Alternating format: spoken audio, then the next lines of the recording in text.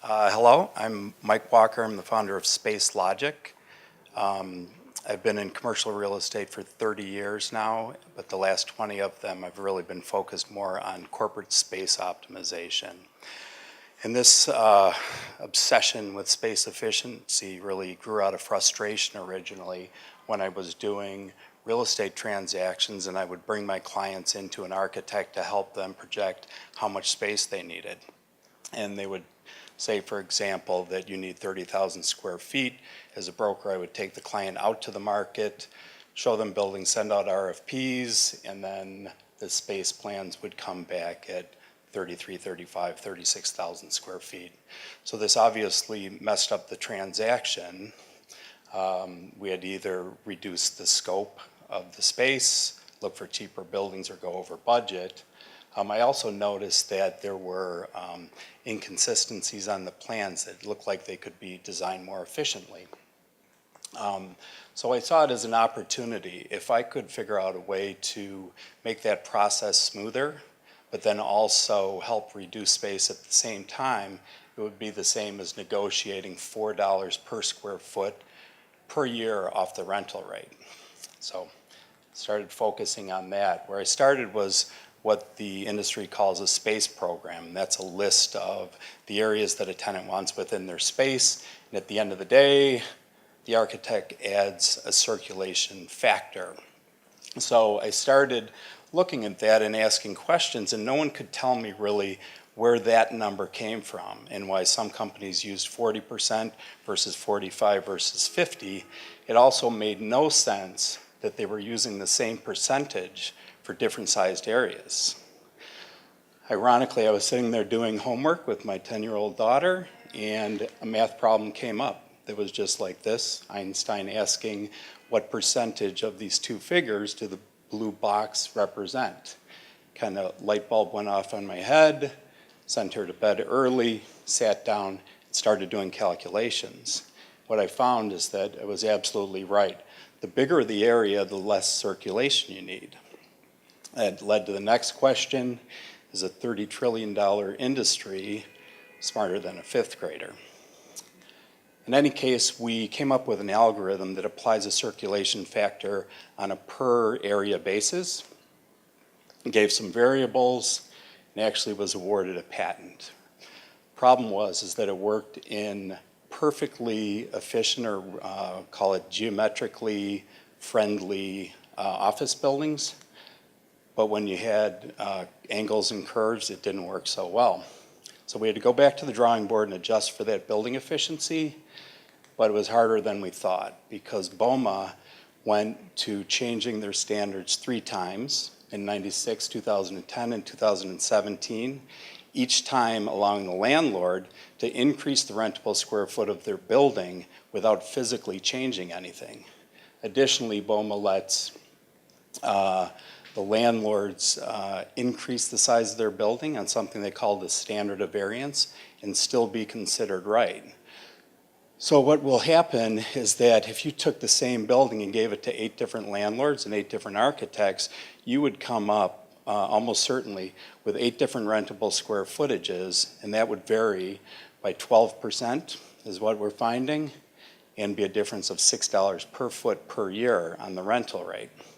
So the way we solved for that is we came up with another formula for measuring the relative efficiency of office buildings.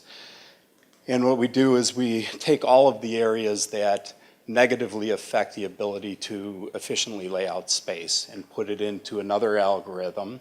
And those might be, columns, odd angles, odd curves, perimeter mechanical units, core efficiency, T-core, P-core, what have you. And then we use that number to adjust for building by building on how much space the tenant needs. That was patented also. And now when we take the original program, put some 5th grade math on it, and then adjust the building ER, we're spot on every time. So we've done, it's well over 100 projects now between 10 and 400,000 square feet. We are usually within 1%, but we've never been more than 2% off. Our average space reduction is 15% on projects. The lowest it's ever been on any of these projects is 9.8%. And it works for any type of office space, whether it's law firms, technology, insurance, consulting. So I thought I'd show one example here of how this was put into play. This is a landlord in Chicago that sent us this 2.5 floor plan for an insurance company, and they had just been eliminated from a transaction and said, we got cut because we need 65,000 square feet in our building and the competition only needs 60. Can you give us an answer to this? So we put the program into our software and came back to them in under an hour and told them that not only did they not need 65,000 feet or even 60, but that program should fit in 55,000 square feet. And they engaged us, and we ended up drawing that plan. So the impact that this had on the transaction was pretty significant. So it's 15.7%, reduced the space by 10,000 square feet, but it made a $5.3 million impact on that tenant's decision. They ultimately moved into this building. The ironic thing is that after the transaction was done, we saw the original workplace projection of how much space this tenant needed, and they had told them that they needed 75,000 square feet. So when the architects came back at 60 and 65, they were actually heroes, but they were still oversizing by 10%. So now we've taken those formulas and put them into technology that allows us to build that program in 45 minutes. And here we're adding 100 workstations to the program. You can see you just save it, and it adjusts the rentable square footage. And if we take it one step further, we can line up that program now with any building or any number of buildings and instantly tell the tenant not only how much space they need in different buildings, but project what their either 10-year or 15-year lease costs are going to be. We can also put that on a map. So not only pair how much space is needed in a particular building, but compare it to a database of available space in the market. So you can instantly kind of pick buildings that have enough space, see how much space they need in that building, and project 10-year costs. So we wanted to make this available and actually automate the process for larger corporate users.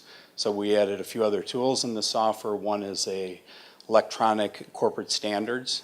So what we can do is analyze the difference between different options. In this case, they're looking at changing from a 10 by 15 office to a 10 by 12 office. And across their portfolio, that would have an impact of $36 million over the next 10 years. We added a growth tool, so you can build different templates and then apply those templates to either different office types, different regions, and then a CAFM feature that does the traditional CAFM things like departmental cost allocation and vacancies, but what we're using it for is to take an inventory of the number of employees at that location. So now we can take these original formulas, take an inventory of their space, automatically anticipate the growth that they've got in their company and compare it to their corporate standards, and allow them to see their entire portfolio efficiency, where inefficiencies are coming from, how much space they're going to need at any location, and what those cost savings are going to be over the next, whether it's 10-year, 12-year, 15-year period. So I think there are a lot of applications here and a lot of takeaways. I think the best takeaway is that good things happen when you help your kids with their homework. Thanks.